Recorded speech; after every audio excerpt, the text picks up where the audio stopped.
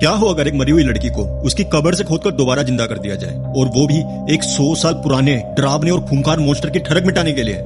आज की कहानी ऐसी एक भयंकर डार्क थ्रिलर है जहां इस मॉन्स्टर को लगता है कि ये जिंदा की हुई लाश उसकी मोहब्बत यानी कि ब्राइड बनेगी, पर उसे नहीं पता कि ये लड़की जिंदा होने के बाद मोहब्बत नहीं बल्कि मर्दों से अपना खौफनाक और खूनी बदला लेगी। आगे इस तबाही में क्या होगा आपका दिमाग हिल जाएगा, इसलिए वीडियो में आखिर तक बने रहना। कहानी की शुरुआत होती है साल 1936 के वक्त से।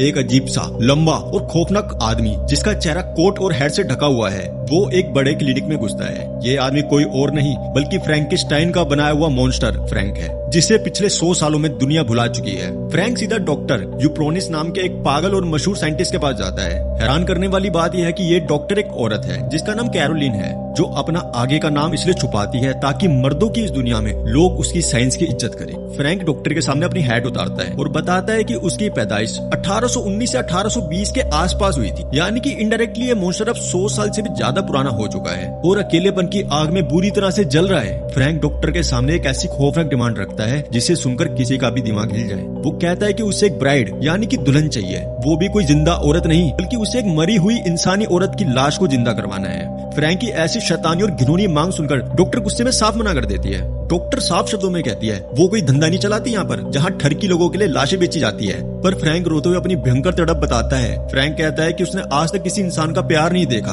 और जब कल उसने डॉक्टर से हाथ मिलाया तो उसकी 100 साल की जिंदगी में वो पहली बार था जब किसी इंसान ने उसे प्यार से छुआ था। ये अकेलेपन का दर्द सुनकर और अपने अंदर के पागल साइंटिस्ट के कीड़े की वजह से डॉक्टर आखिरकार इस भयानक एक्सपेरिमेंट के लिए मान जाती है। रात का अंधेरा छा जाता है। क्लिनिक की अंडरग्राउंड लैब में एक बेहद खूबसूरत पर मरी हुई औरत की लाश टेबल पर लिटाई जाती। ये वही लाश है जिसे किसी अनजान कब्र से खोद कर लाया गया है। डॉक्टर और फ्रैंक इस भारी एक्सपेरिमेंट की तैयारी करते हैं। वो सड़क की स्ट्रीट लाइट से बिजली चुराते हैं ताकि अचानक से एक भयंकर वोल्टेज पैदा किया जा सके।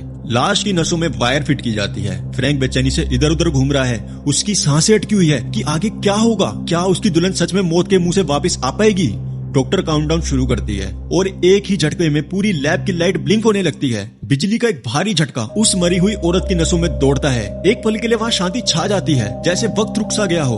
अचानक उस लड़की के अंदर एक दर्दनाक हलचल होती है और वो झटके से टेबल पर उठकर बैठ जाती है। ये हैरान करने वाला मंजर देखकर फ्रैंक खुशी से पागल हो जाता है और जोर जोर से चीखने लगता है। वो लड़की अब पूरी तरह होश में आ चुकी है। उसकी सांसें चल रही है। मौत की गहरी नींद से उठने के बाद जब वो लड़की अपनी आंखें खोलती है तो उसके ठीक सामने वो डरावना मॉन्स्टर फ्रैंक खड़ा है, जिसने उसे अपनी हवस मिटाने के लिए जिंदा करवाया है। होश में आने के बाद वो मरी हुई औरत पूरी तरह घबराई हुई है और उसे अपना नाम तक याद नहीं है। उसके दिमाग के अंदर मैरी शेल्बी की आवाज गूंज रही है, जो उसे हर पल गाइड करने की कोशिश कर रही है। डॉक्टर और फ्रैंक उसे अलग अलग नाम देते हैं, लेकिन उसे अपनी पिछली जिंदगी का कुछ भी याद नहीं आ रहा। दूसरी तरफ वो डरावना मॉन्स्टर फ्रैंक लगातार उसके करीब आने की कोशिश करता है। फ्रैंक उसके साथ अपनी हवस मिटाना चाहता है और उसे अपनी वाइफ कहकर बुलाता है, पर वो लड़की उसके घिनौने चेहरे और उसकी हरकतों को देखकर साफ मना कर देती है और दूर हटते हुए कहती है मुझे ये सब पसंद नहीं है। आहिस्ता आहिस्ता वो लड़की उस क्लिनिक की 4 दीवारी में भयंकर घुटन महसूस करती है और डॉक्टर से दरवाजा खोलने की भीख मांगती है ताकि वो बाहर खुली हवा में जा सके। वो गुस्से में चीख कर कहती है कि मुझे बाहर निकालो, मैं यहाँ नहीं रहना चाहती।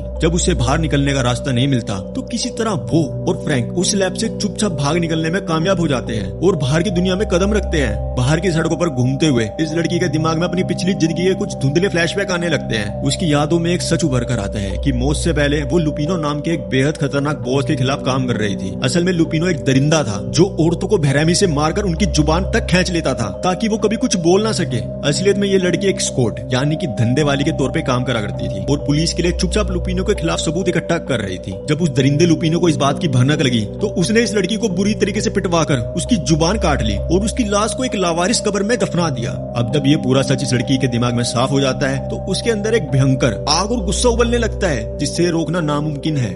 बाहर सड़कों पर भटकते हुए जब कुछ हरामी टाइप के मर्द उसे अकेली औरत समझकर उसके साथ बदतमीजी करते हैं तो इस लड़की के अंदर का असली और खौफनाक मॉन्स्टर जाग जाता है। वो लड़की अब कोई मासूम शिकार नहीं रही। वो उन आदमियों पर बेरहमी से हमला करती है जिसे देखकर किसी की भी रूह कांप जाएगी। वो अपने नंगे हाथों से एक आदमी की जुबान नोचकर निकाल लेती है, ठीक उसी तरह जैसे उसके मौत के वक्त उसके खुद के साथ हुआ था। इस भयंकर कांड के बाद शहर की पुलिस और मायरा नाम की एक लेडी डिटेक्टिव इस खूनी खेल की तहकीकात शुरू कर देते हैं। डिटेक्टिव मायरा को तहकीकात में पता चलता है कि शहर में लगातार ऐसी लाशें मिल रही है जिनकी जुबान कट गई है और इन सब डरावनी मौत के पीछे एक औरत का हाथ है। पुलिस को आसपास के गवाहों से पता चलता है कि एक भारी भरकम आदमी फ्रैंक और एक लड़की लगातार रोनी रीड नाम के एक एक्टर की पुरानी फिल्में देखने के लिए अलग अलग थिएटर में जा रहे हैं। इन सब खून खराबे के बीच फ्रैंक इस लड़की के प्यार में पूरी तरीके से अंधा हो चुका है। फ्रैंक किसी भी हाल में ये सच मानने को तैयार नहीं है कि जिस औरत को उसने अपनी हवस और अकेलेपन के लिए जिंदा किया था वो अब उसकी गुलाम बनकर नहीं रहना चाहती। इसलिए वो फ्रैंक के चुंगल से निकलकर भाग जाती है और अपना बदले की आग में पूरे शहर को जलाने निकल पड़ती है।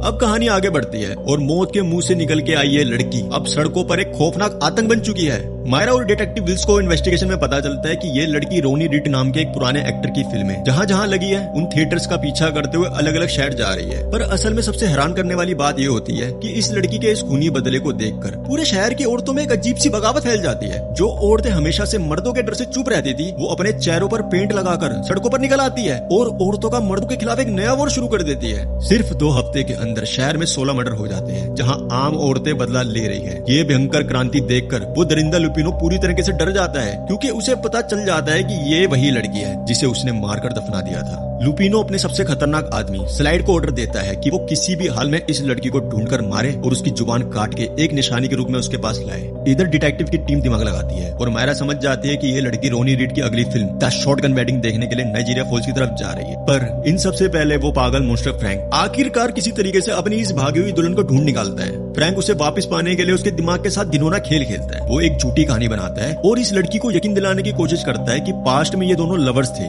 फ्रैंक झूठ बोलता है कि उसने एक बड़ी सी रूबी रिंग के साथ उसे शादी के लिए प्रपोज किया था, जिसके बाद इन दोनों ने एक महंगे होटल में खाना खाया था और बिल चुकाने के लिए वो रिंग गिरवी रख दी थी। वो चाहता है कि ये लड़की झूठ को सच मान ले और उसकी बन जाए, पर लड़की अब बेवकूफ नहीं रही। उसे सब याद आ चुका है कि मौत से पहले उसका फ्रैंक से कोई घंटा लेना देना नहीं था। जब फ्रैंक का झूठ पकड़ा जाता है तो वो अंदर से टूट जाता है और आखिरकार अपने सबसे बड़ा और घिनौना गुनाह उस लड़की के सामने कबूल कर लेता है। फ्रैंक बताता है कि उनके बीच कभी कोई प्यार हुआ ही नहीं था, उसने तो कभी इस लड़की का चेहरा भी नहीं देखा था। फ्रैंक रोते हुए सच उगलता है कि वो 100 सालों से अकेलेपन से तड़प रहा था और उसकी मौत हो रही थी, इसलिए उसने अपनी जरूरतें पूरी करने के लिए डॉक्टर के साथ मिलकर इस लड़की की लाश को कब्र से खोद के निकाला था ताकि वो अपनी फिजिकल जरूरतें इस लड़की के साथ पूरी कर सके। ये भयंकर सच सुनकर उस लड़की का दिमाग पूरी तरीके से झंझना उठता है। उसे एहसास होता है कि जिंदा होते हुए तो लुपिनो ने उसका इस्तेमाल किया था, पर मौत के बाद भी ये दरिंदा मॉन्स्टर उसको नोचने के लिए तैयार था। इसके बाद लड़की उसके दिए हुए सारे नामों को ठुकरा देती है। वो अब एक मासूम लड़की से पूरी तरीके से खतरनाक मॉन्स्टर बन चुकी है और खुद को सिर्फ एक ही नाम देती है, द ब्राइड। अब ये द ब्राइड पूरे शहर को आग लगाने और उस बोस लुपिनो से अपना आखिरी खूनी बदला लेने के लिए निकल पड़ती है। इधर फ्रैंक समझता है कि अपना काला सच और अकेलेपन का दर्द बताने के बाद द ब्राइड उसकी मजबूरी को समझेगी और उसे हमेशा के लिए अपना लेगी। फ्रैंक पागलों की तरह द ब्राइड के पास जाता है और कहता है कि वो उसके दिमाग से प्यार करता है और उसे पूरी तरह अपने अंदर संभाल लेना चाहता है। पर द ब्राइड अब किसी के झूठे प्यार के जाल में नहीं फंसने वाली। वो फ्रैंक को धक्का देती है और सीधा उसकी आंखों में देखकर सबसे भारी डायलॉग मारती है, मैं किसी की दुल्हन नहीं हूँ। ये सुनकर फ्रैंक का बचा कुचा दिल भी हमेशा के लिए टूट जाता है। द ब्राइड के इस खौफनाक रिजेक्शन के बाद फ्रैंक का 100 साल पुराना जिस्म जवाब देने लगता है। अचानक फ्रैंक के शरीर से एक अजीब सा रेडिएशन निकलने लगता है और उसकी बॉडी भाप बनने लगती है।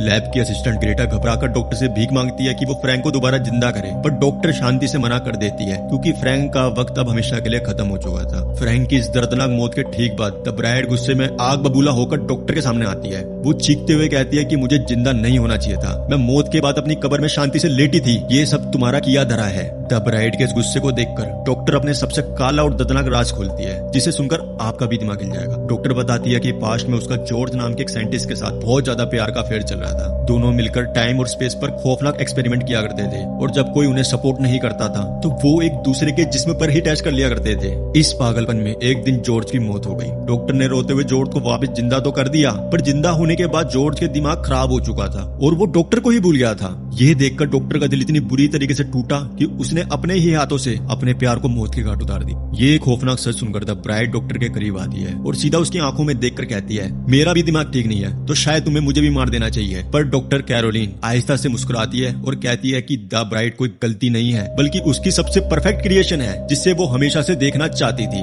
ठीक उसी वक्त लैब के बाहर पुलिस की भारी फोर्स उस जगह को घेर लेती है और अचानक अंदर फायरिंग शुरू हो जाती है। गोलियों की आवाज से पूरी लैब गूंज उठती है। डॉक्टर कैरोलिना गुस्से में चीखती है और पुलिस को फायरिंग रोकने का ऑर्डर देती है। वो चीख कर कहती है, गोली चलाना बंद करो, क्या तुम्हें दिखाई नहीं देता कि ये पहले ही मर चुके हैं, सब खत्म हो चुका है। तभी वहाँ मौजूद corrupt male police officer doctor पर सवाल उठाता है कि वो किसी आम औरत का ऑर्डर क्यों माने। ठीक उसी वक्त डिटेक्टिव मायरा की एकदम भौकाल वाली एंट्री होती है। मायरा आगे आती है और सार्जेंट को उसकी औकात दिखाते हुए कहती है कि ये एक क्राइम सीन है और अब ये जगह डिटेक्टिव के कंट्रोल में है और वो एक डिटेक्टिव है, इसलिए शांत बैठा रहे। मायरा अकेले ही उन सारे मर्द पुलिस वालों पर भारी पड़ जाती है, जो दिखाता है कि अब इन औरतों की बगावत को कोई नहीं रोक सकता। आखिर में जब सब कुछ शांत हो जाता है और फ्रैंक की लाश भाप बन चुकी है, तब डॉक्टर कैरोलिन उस तबाही को देखकर आहिस्ता से कहती है, कभी किसी ने रोमियो और जूलियट जैसी दुखी कहानी नहीं देखी होगी, पर कभी किसी ने द ब्राइड और उसके फ्रैंकेनस्टाइन जैसी बेहतरीन कहानी भी नहीं देखी होगी। डॉक्टर थककर अपनी असिस्टेंट ग्रेटा से कहती है, हमें अब सो जाना चाहिए। पर इस मूवी का सबसे बड़ा और आखिरी घूसबम्प देने वाला मोमेंट तब आता है जब ग्रेटा पलट के द ब्राइड का वही आइकॉनिक डायलॉग मारती है, मुझे ये सब नहीं पसंद। यानी कि ग्रेटा अब डॉक्टर की गुलाम नहीं रही। और इसी दिमाग हिला देने वाले डायलॉग के साथ ये मूवी यहीं पे खत्म हो जाती है। तो दोस्तों, अगर आपको वीडियो अच्छी लगी हो तो लाइक करना, कमेंट करना।